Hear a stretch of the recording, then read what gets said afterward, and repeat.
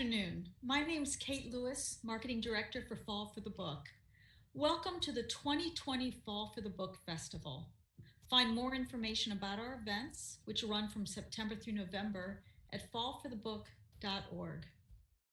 It is my great pleasure today to introduce you this afternoon to esteemed professors and co-authors of the book Sexual Citizens, a landmark study of sex, power, and assault on campus. Jennifer S. Hirsch is a professor of socio-medical sciences at the Mailman School of Public Health at Columbia University and co-directs the Sexual Health Initiative to Foster Transformation, known as SHIFT. And Shamus Khan is a professor and chair of sociology at Columbia University and co-heads the ethnographic team of SHIFT. Before we begin, it's important to note that our discussion of sexual citizens will contain descriptions of actual sexual assaults as students experienced them. This material can be hard to listen to, and we know that in every room, virtual or not, there are survivors. I'll drop the RAIN hotline number in the chat window. Please take care of yourselves and know that you are not alone. For U.S. participants, the RAIN hotline is 800-656-HOPE, 800-656-4673. I can't thank you both enough for being here today, so I will turn the stage over to you so that we can hear your wonderful discussion on this topic. Thank you so much, Kate. Shamus and I are delighted to be here with all of you in this virtual community of people who are continuing to read on even through the pandemic. So I'm going to open with a story. Austin was in many ways a charming young man. He tried to be a good boyfriend. The story of a night that he and his girlfriend spent is sort of the only really hot sex scene in the book. I'm not going to describe it here. I'll just say that it was the 4th of July, and they made their own fireworks. He had developed a series of nicknames for the orgasms that his girlfriend would have. So an appealing character. And yet Austin told us a story about an assault that he committed towards the beginning of his freshman year. He was very anxious that he felt like all of his peers had more sexual experience than he did. He'd been shuffled off to a bedroom where there was a girl sleeping because his roommate wanted to be alone with his roommate's girlfriend. And so he went into the room, and she was drunk, and she sort of mumbled, "I don't want to do anything." And like that again, that should like immediately give you pause. Why should you have to say to a stranger in your bedroom that you don't want to do anything sexual? But he got in bed with her, and he started to touch her body, and then he stopped. And later in the interview, when he was talking about it, he acknowledged that it was a sexual assault because we asked him, what is a sexual assault? And he said, well, that's when it's any kind of sexual touching without the person's consent. And then he paused, and his eyes welled up with tears. And he said, fuck me, because he just couldn't put together the person who had done that with the man that he had become. And so in Sexual Citizens, we asked the question, what could prevent that from happening? What did Austin need to learn that he didn't learn so that he wouldn't have assaulted that young woman that night? So much of the public conversation around campus sexual assault has focused on the campus as a hunting ground or on adjudication processes. And we in Sexual Citizens shift the conversation to talk about, okay, well, what do we need to do to build a world with fewer assaults? If you think about young people and driving, when they learn to drive, they don't just grab the keys when they're drunk, and parents sort of look over their shoulder and be like, well, I hope it works out for them. There's a whole system in place to help young people do what is a pretty dangerous thing in a way that doesn't hurt other people or themselves. And so in Sexual Citizens, we ask the question, what do we need to do to build a parallel social world for sex, a parallel social effort to make sex less likely to result in harm? There are 3 ideas that organize the book. Sexual citizenship, which is the idea that people have the right to choose their own sexual experiences and that other people have that same right. When Austin assaulted that young woman, he wasn't thinking about her as anything other than an object for him to gain experience. He wasn't thinking about her sexual citizenship. Sexual projects, which is the question of what sex is for. In that interaction, what sex was for Austin was just to get over an experience. He wasn't thinking about sex as intimacy or really even about pleasure. And sexual geographies is the third idea. Sexual geographies directs our attention to how spaces produce opportunities both for sex and for assault. Think about Austin shuffled off into that dorm room late at night. The sort of almost tidal flow of students in and out of each other's rooms in pre-COVID times is one of the fundamental opportunity structures for sexual assault. So the book that we've written isn't just about sexual assault. It's really about what it's like to be a college student today.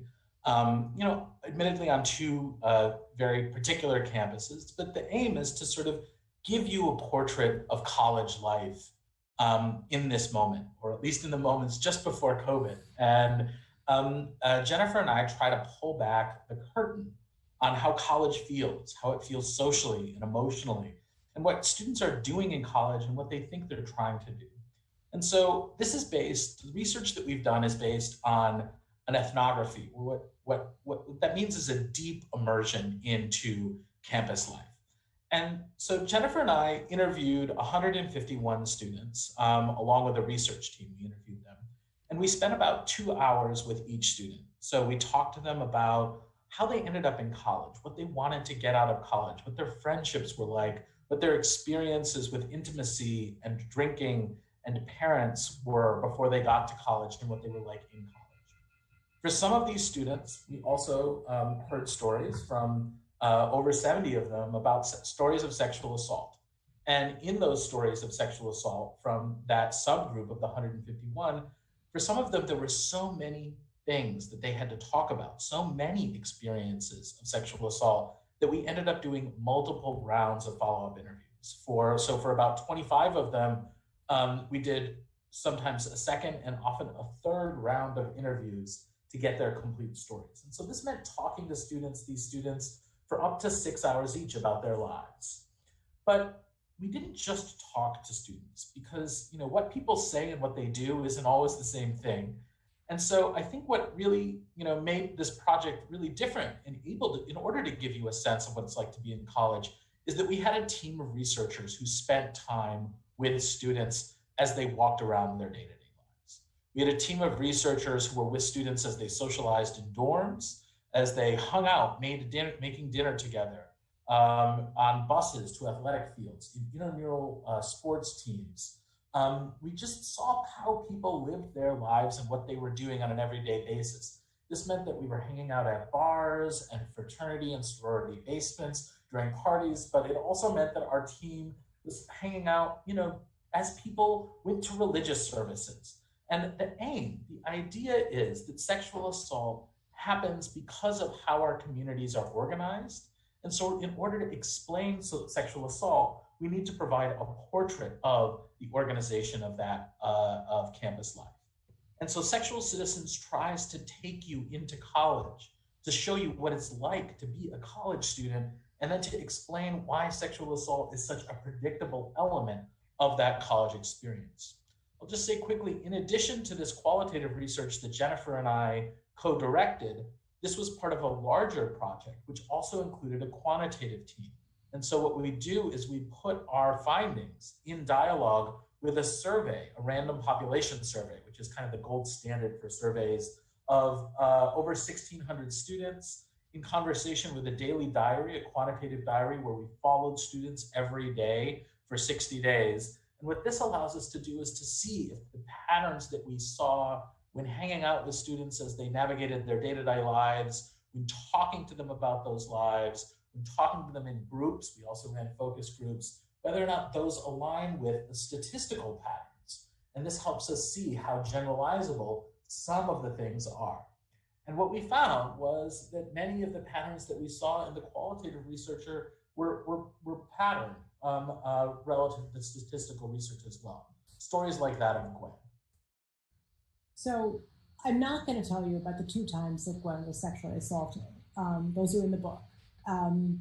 Gwen was a sort of normatively beautiful young woman, tall and blonde, and she slid easily into New York's club scene so that she would meet, sort of B-list actors and not very famous athletes, and it felt exciting to her. She was very clear with them about her sexual boundaries, that she didn't want to have intercourse, and so she described how she would go back to their hotel rooms with them and hang out, and at the end of the night, she would give them a blowjob to get out of there. And that blowjob to get out of there was something that we heard over and over again from young women as a sort of transaction, a path to safety that they needed. And so that speaks to the core idea of our book, the sexual citizenship, which is that we have failed, and I want to be very clear. So for the young women, this is not the reason that people are assaulted, but it's part of the puzzle. So when those young women say, I gave a blowjob to get out of there, they feel like they owe something to men, like they owe sexual pleasure to men. And the men feel like sexual pleasure is owed to them. Now imagine if you had a friend that you met regularly for dinner and you always cooked for your friend and your friend always ate but never cooked for you. Like what kind of friendship would that be? And yet that is sort of that one-way flow of sexual pleasure has become very normalized in heterosexual relationships. And that is part of the context of sexual assault. So in Sexual Citizens, we talk about that idea that we have failed to teach young women that they don't owe sexual pleasure to men. And we have failed to teach men that they don't deserve sexual pleasure from the people that they put their bodies with. So Gwen had to learn it on her own. So did Austin. It's because nobody taught them.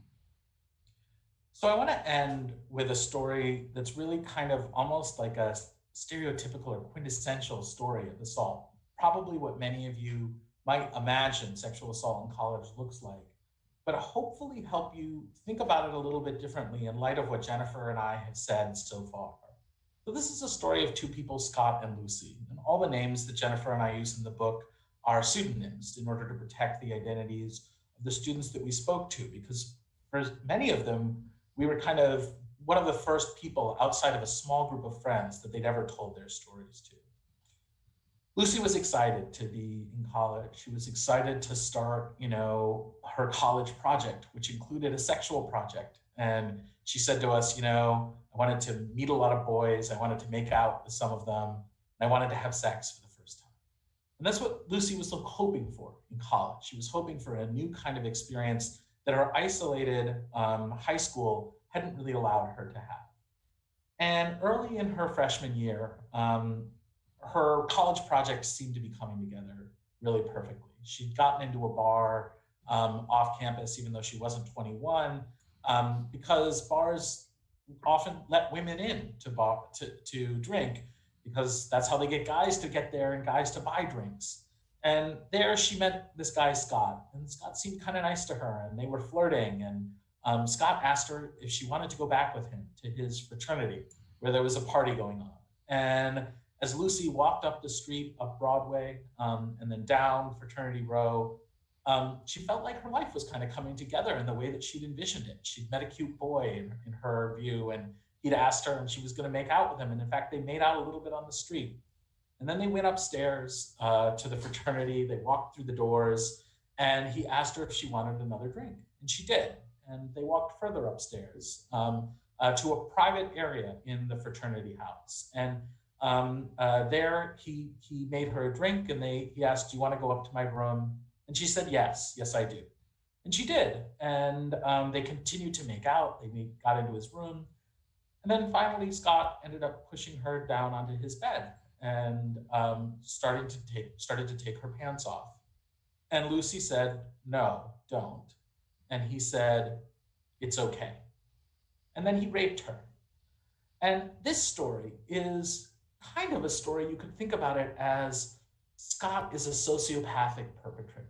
He's somebody who is a broken human being who simply wants to harm young women and doesn't listen to them. And part of that's true. Scott, when he heard Lucy say, no, don't, he said, it's okay. He didn't hear her or listen to her.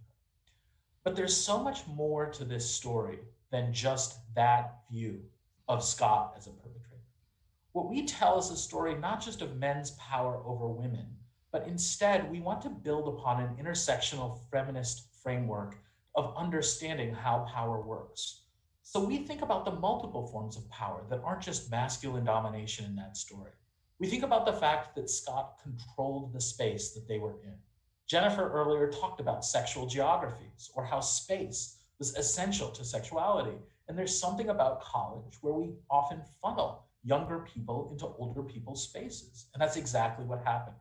There was also the power of that Scott had, of course, as being a man, being considerably taller, older, more sober than she was, but he was also surrounded by his friends. And there was a deep power in that Lucy didn't know anyone else in that building, and Scott knew just about everybody else. There was the power of his whiteness, of his seniority at school. And so we want to think about the multiple forms of power that make sexual assault, in some ways, a predictable but modifiable aspect of college life. In the book, we tell so much more than just the kind of heterosexual stories that we've told you today. There's a lot on queer assaults and the ways that queer people often experience an enormous precarity, and queer people have some of the highest rates or the highest rate of assault about any group. And we think about that from a perspective of power. We think about race and power and how every single Black woman we spoke to told us a story of unwanted sexualized touching. I'll just repeat that. Every single Black woman we spoke to told us a story of unwanted sexualized touching. And that is about race and power. It's not just about the experience of being a woman, but it's about the experience of being a Black woman on a campus where your bodily autonomy isn't valued as much because of racism in America. We tell stories of women assaulting men.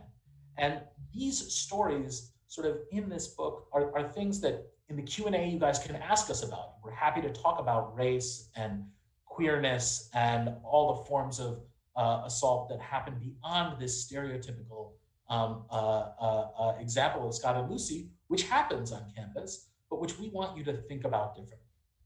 So to conclude, to sort of wrap this up, our examination of sexual assault is really one that looks at what we call the social roots of sexual assault. The things that are about how our communities are designed and how it makes assaults more likely to happen. But that insight, that troubling insight, comes with a different kind of perspective. Jennifer and I have written this book from a position of empathy and hope.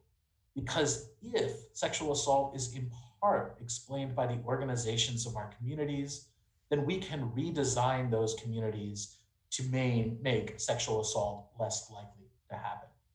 That redesign involves everyone. And if there's a call to arms that we want you all to feel from hearing us talk today or reading the book, it's that there's something that we can all do, all of us, in order to address this problem. And if we're going to address this problem, we're all going to have to do some things. So for parents, parents need to talk to their kids, and they can't imagine that their kids have the capacity to talk about their own sexual desires if in our own homes and in our own communities, we steep such desires in shame. So one young woman told us a story about why she gets so drunk before she hooks up. And she said, alcohol before sex is like Novocaine before the dentist. Think about that for a moment, that one of the reasons why this woman was drinking so much was to numb herself, because she'd grown up in a context where she felt like, I can't legitimately have sexual desires. And so for parents, I would say, don't sit your kids down for a talk about sort of the biology of sex. It's sort of like teaching your kid how to drive by saying, like, you need to know how spark plugs work in an internal combustion engine. Now, the talk that parents need to have with their kids isn't a lecture. It's got to be a conversation. And a conversation that needs to begin early, focused on how to treat people and how sex is a natural part of a satisfying life. It's never too late to start this conversation. but that conversation has to be about building the sexual citizenship of young people, building their understanding that they have the right to say no and the right to say yes to sex, and an obligation to recognize the equivalent rights in others. So as a parent, I frequently get the question from other parents, a sort of feeling of panic, like my kid's going off to college and I feel like I didn't do it right. And I want to reassure other parents that many of the lessons that we give our children in forming them as human beings, like hopefully we have laid the groundwork. So we've all said to our children when they're young, approximately 5,000 times, don't grab, use your words. That's a sexual assault prevention message. We just need to make the connections between the basic lessons of human decency that we teach our young people and sex. And there's lots more that we could say in the Q&A about the parent connection. But a fundamental message of Sexual Citizens is that yes, parents, and it can't just be parents, because we could do a great job of preparing our children or the young people in our lives to transition into sexually active young adults. And if they go out there in the world and they're with people who are underprepared, then something terrible could happen. And so a fundamental message of Sexual Citizens is that all the institutions that shape young people's lives before college need to do more. We can't think of campus sexual assault as a campus problem. We have to think about it as a social problem. So that means schools and faith communities and youth serving organizations, religious organizations, they all have a role to play, but it's very urgent. And we make an argument in Sexual Citizens that this begin before college. In the survey that we did as part of the broader SHIFT project, we found that there was a very high level of pre-college sexual assault, and CDC data has found this too. A quarter of the women students in our survey had experienced sexual assault before college, and those pre-college assaults are actually associated with being assaulted again in college. But we found another thing about an important form of experience before college that was protective. We found that young women who had had sex education before college that taught them how to say no to sex they didn't want to have, which is not abstinence-only sex education. It's just sex education that acknowledges that people have a right to choose their sexual experiences and that helps them develop the skills to do that.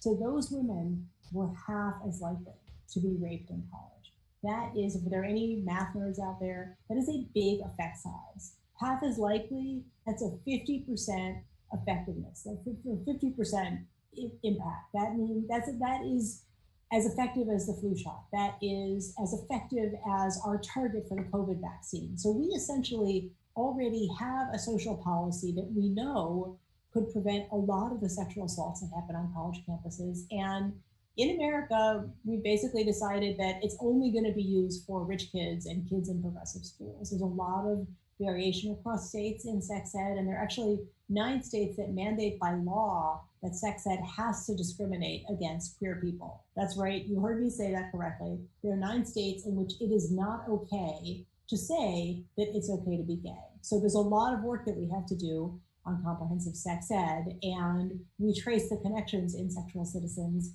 between that work and campus sexual assault prevention. And then finally, the message in Sexual Citizens for young people themselves, because this book, Shamus and I, we've written a lot of books, and most research has no impact on the world, right? You just produce knowledge and it goes out there and it's ignored. And so we wrote this book for regular people. My mom read it, Shamus's mom read it. And my sons read it. This is a book that is readable by people who are not academics.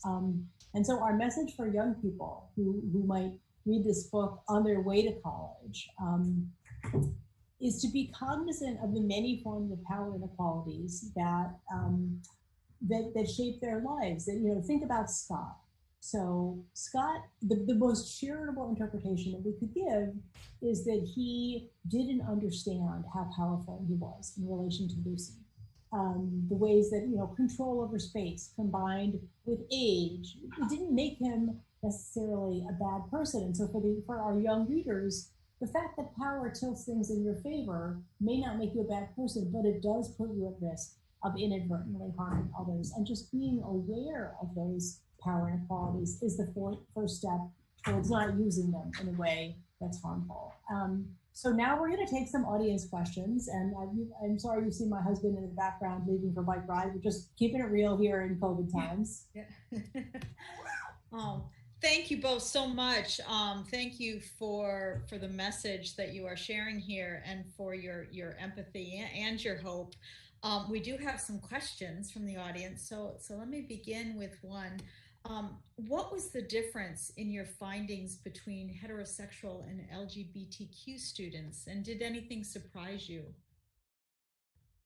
So I don't know that there were huge differences between the groups other than the differences in rates. But I think it's really important to recognize what's happening in the LGBTQ community, because often when we think about assault, we think about it as like toxic masculinity.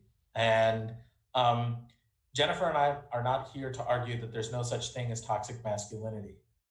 Look around the world today, there's clearly a lot of toxic masculinity, but it's not the only thing that is explaining sexual assault.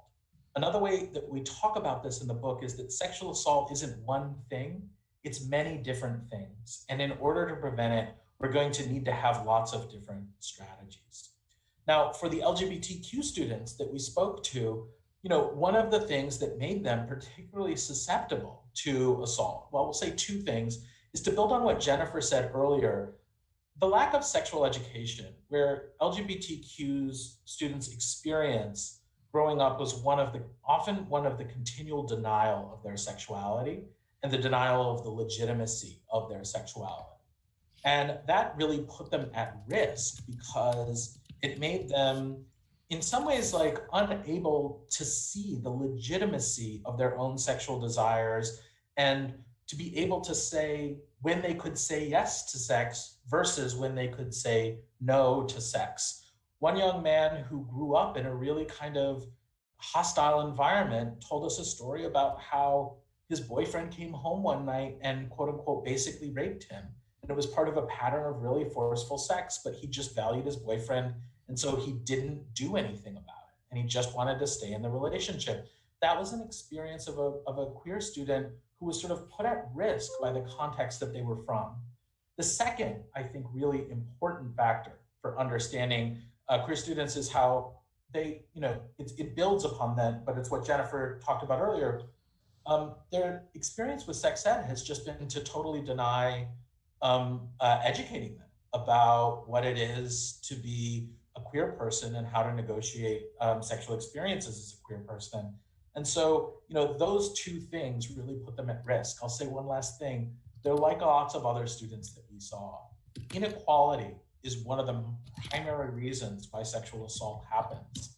Some of that inequality is gender inequality, or why women experience sexual assault at really high rates, but so too is racial inequality and the inequalities experienced by the LGBTQ plus population. Thank you.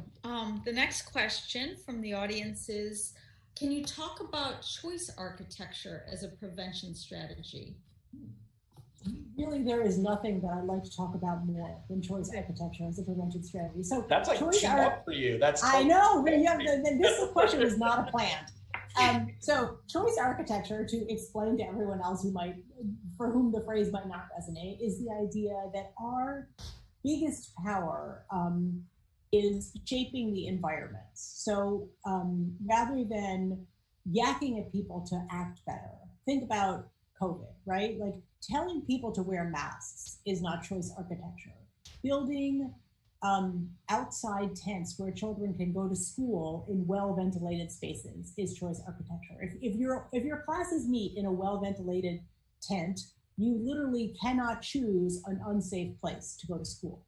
And so in the book, the way that we develop the idea of sexual geographies is really about the choice architecture that universities can leverage. As an example, a policy change that Columbia made in response to our findings, they one of our sort of our best friend institutionally ended up being, not our best, we had a lot of good friends, but one of our best friends was the executive vice president for housing and dining, who you would not think of as like the person who does sexual assault prevention. And indeed, he had never thought of himself as a person who did sexual assault prevention. He thought it was his job to like make sure kids had, furnished dorm rooms and food on the menu. And as we were in conversation together, he realized that he had the power to change students' social lives. And so they started keeping one of the cafeterias open all night, which meant that drunk people now had a new space that they could spend time in together rather than necessarily being funneled back into dorm rooms where literally the only place to sit comfortably together is a bed, which has a sexual meaning. And so that was an intervention in the campus choice architecture. And we think that that is what has been missing all along is not just a focus on prevention, but a focus on prevention that leverages the power of public health, which is building communities in which everyone can thrive. Very good, thank you. What can parents do to help their kids prepare for college? So as the parent on the team, I'll take this question too. I think the self-serving answer, but we really do mean this sincerely, is read this book with your kid. It can be very awkward if you haven't been talking about sex all along as your kids grow up. To all of a sudden when they're 17, be like, now that we have never talked about sex and you're super embarrassed about it, let's start talking about it. And so using the case studies in the book can be a window into talking about something that every student will confront. If a third of young women are assaulted by senior year, everyone has a friend who's sexually assaulted. And one of the things that really blew us away was the way students hold that pain for each other. And so if it feels hard to begin the conversation by saying, I'm afraid that you will be hurt or that you will hurt someone, you can start the conversation by saying, it's very likely that you'll have a friend who experiences this. And so let's just talk about it. So I think that what parents can do, the other thing that parents can do, almost all of the young people relied very heavily on their mothers. Students who've been sexually assaulted turn to their mothers. And so part of this is dads, it's time to step up and be in the conversation with your kids around sex and intimacy.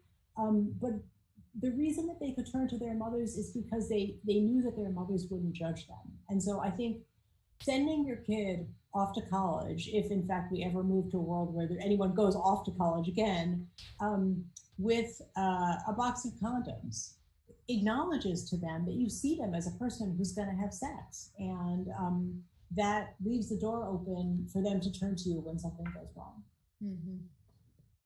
Thank you. You write about sexual projects in the book. Can you explain this concept and why it's important in your research? Absolutely. So a sexual project is the answer to the question, what is sex for?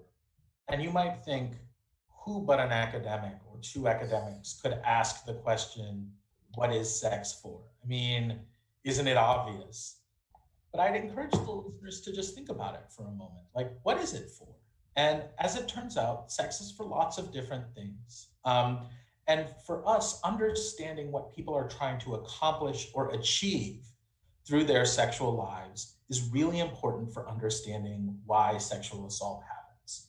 So sometimes sex is for pleasure, but sometimes it's to give comfort to a partner or to continue a relationship. Sometimes it's to have a new kind of experience. And for a lot of young people in college, college is a time to have new and different sexual experiences or to accrue sexual experiences. Sometimes sex is about status, that it's about your position in a social group or your group's position in the broader ecology of groups where, being desirable is really important to people.